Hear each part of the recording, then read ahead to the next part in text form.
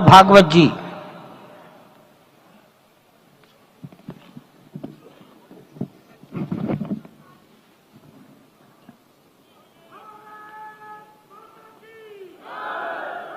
आदरणीय प्रधानमंत्री जी, उत्तर प्रदेश के आदरणीय मुख्यमंत्री जी, आदरणीय राज्यपाल महोदया, देश के आज विद्यमान सभी पंथ संप्रदायों का प्रतिनिधित्व करने वाले हमारे संत ऋषि आचार्यगण और समाज के सब स्तरों का प्रतिनिधित्व करने वाले निमंत्रित महानुभाव, आज का आनंद शब्दों में वर्णनातीत है और उसके वर्णन करने का प्रयास इसके पहले के वक्तव्यों में अच्छा हो गया है। यह भी बता दिया गया है और हम जानते भी हैं कि आज अयोध्या में रामलला के साथ भारत का स्व लौट के आया है।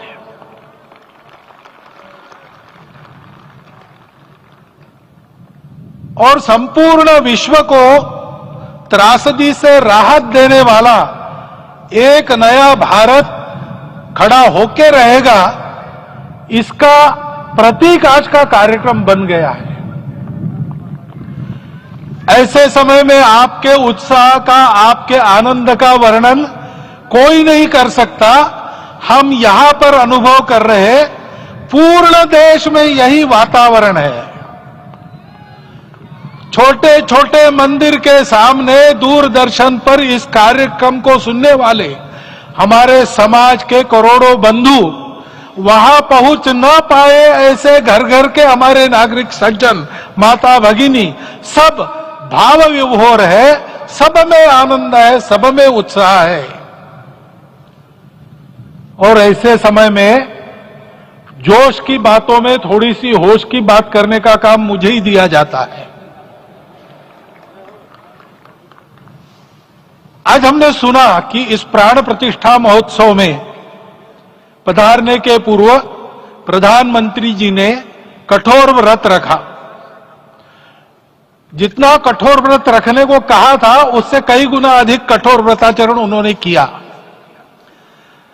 मेरे पुराना उनसे परिचय है, मैं जानता हूं वो तपस्वी है ही, परंतु वो अकेले तप कर रहे हैं, हम क्या करेंगे। अयोध्या में रामलला आए, अयोध्या से बाहर क्यों गए थे, रामायण में क्यों गए थे बाहर, तो अयोध्या में कलह हुआ।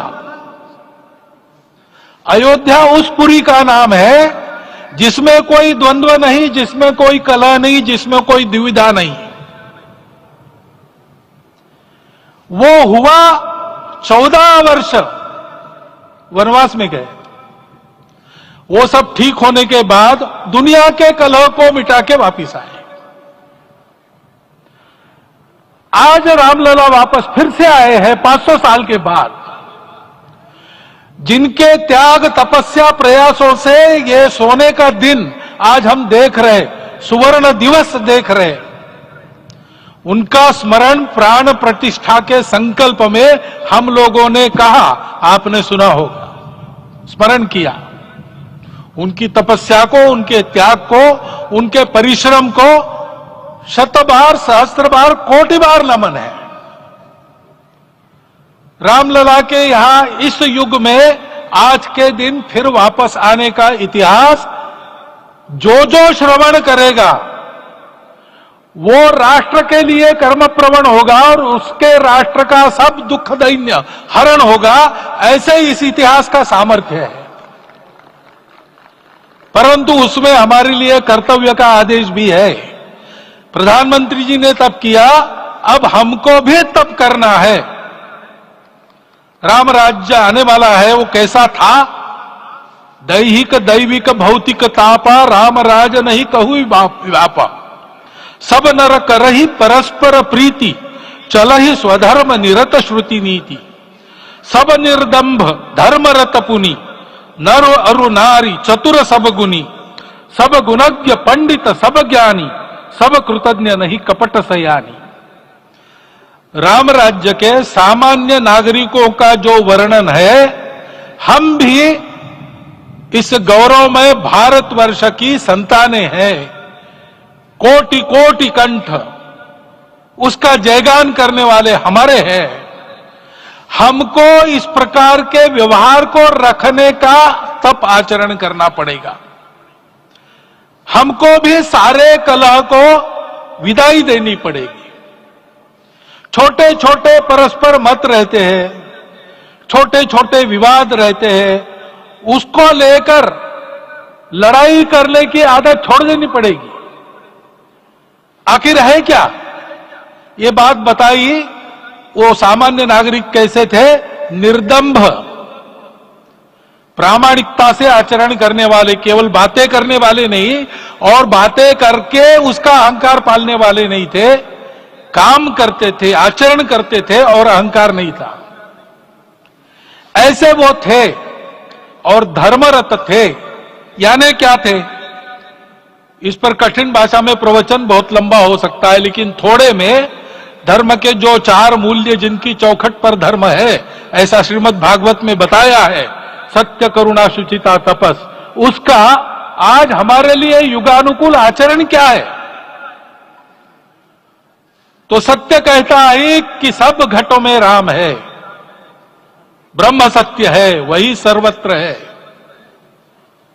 तो हमको ये जानकर आपस में समन्वय से चलना होगा, क्योंकि हम चलते हैं, सबके लिए चलते हैं, सब हमारे हैं, इसलिए हम चल पाते हैं। और इसलिए आपस में समन्वय रखकर व्यवहार करना, यह धर्म का पहला जो पैर है, सत्य, उसका आचरण है। करुणा दूसरा कदम है, उसका आचरण है सेवा और परोपकार। सरकार की कई योजनाएं गरीबों को राहत दे रही, सब हो रहा है, लेकिन हमारा भी कर्तव्य है, ये सब समाज बांधव हमारे अपने बंधु है। तो जहां हमको दुख दिखता है, पीड़ा दिखती है, वहां हम दौड़ जाए, सेवा करें, दोनों हाथों से कमाएं, अपने लिए न्यूनतम आवश्यक रखकर बाकी सारा वापस दे, सेवा और परोपकार के माध्यम से। यह करुणा का अर्थ आज है। शुचिता पर चलना है, यानी पवित्रता होनी चाहिए। पवित्रता के लिए संयम चाहिए, अपने को रोकना है। सब अपनी इच्छाएं, सब अपने मत, सब अपनी बातें ठीक होंगी ही ऐसा नहीं, और होगी तो भी अन्यों के भी मत है, अन्यों की भी इच्छाएं हैं। और इसलिए अपने आप को संयम में रखते हैं तो सारी पृथ्वी सब मानवों को जीवित रखेगी। गांधी जी कहते थे, earth has enough for everyone's need, but it cannot satisfy everyone's grid.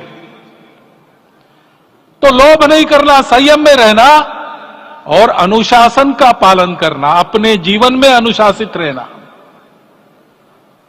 अपने कुटुंब में अनुशासन रहना, अपने समाज में अनुशासन रहना। सामाजिक जीवन में नागरिक अनुशासन का पालन करना। भगिनी निवेदिता कहती थी कि स्वतंत्र देश में नागरिक संवेदना रखना और नागरिक अनुशासन का पालन करना, यही देशभक्ति का रूप है। इससे जीवन में पवित्रता आती है। और तपस का तो मूर्तिमान उदाहरण आपके सामने आज दिया गया। व्यक्तिगत तपस तो हम करेंगे, सामूहिक तपस क्या है? संगच्छध्वम संवदध्वम संवो मनांसी जानता। हम साथ चलेंगे, बोलेंगे आपस में, उसमें से एक सहमति का संवाद निकालेंगे, एक ही भाषा बोलेंगे, वो वाणी मन वचन कर्म समन्वित होगा और मिलके चलेंगे, अपने देश को विश्व गुरु बनाएंगे। ये तपस हम सबको करना है। 500 वर्षों तक अनेक पीढ़ियों ने लगकर परिश्रम करके प्राणों का बलिदान देके खून पसीना बहाकर आज ये आनंद का दिन सारे राष्ट्र को उपलब्ध करा दिया। उन सबके प्रति हमारे मन में कृतज्ञता है। मैं यहां बैठता हूं तो मेरे मन में विचार आता है कि मुझे बिठाया, मैंने क्या किया। वो तो जो उन्होंने किया उसका प्रतिनिधि भी मुझे बनाया गया है। उस प्रतिनिधि के नाते मैं ये अवदान स्वीकार करता हूं और उन्हीं को अर्पण करता हूं। परंतु उनका ये व्रत हमको आगे लेके जाना है। जिस धर्म स्थापना विश्व में करने के लिए राम का अवतार हुआ था, उस धर्म स्थापना को अनुकूल स्थिति अपने आचरण में अपने देश में उत्पन्न करना, यह अपना कर्तव्य बनता है। रामलला आए हैं हमारे मन को आह्लादित करने के लिए, उत्साही करने के लिए, प्रेरणा देने के लिए, साथ साथ इस कर्तव्य की याद दिलाकर उसमें कृति प्रवण करने के लिए आए हैं। उनका आदेश सर पे लेके हम यहां से जाए। सब लोग तो यहां आ नहीं सके, लेकिन वो सुन रहे, देख रहे। अभी इसी क्षण से इस व्रत का पालन हम करेंगे तो मंदिर निर्माण पूरे होते होते विश्व गुरु भारत का निर्माण भी पूरा हो जाएगा। इतनी क्षमता हम सबकी है। इसका मैं एक बार स्मरण देता हूं, आप सबको धन्यवाद देता हूं और मेरे 4 शब्द समाप्त करता हूं। भारत के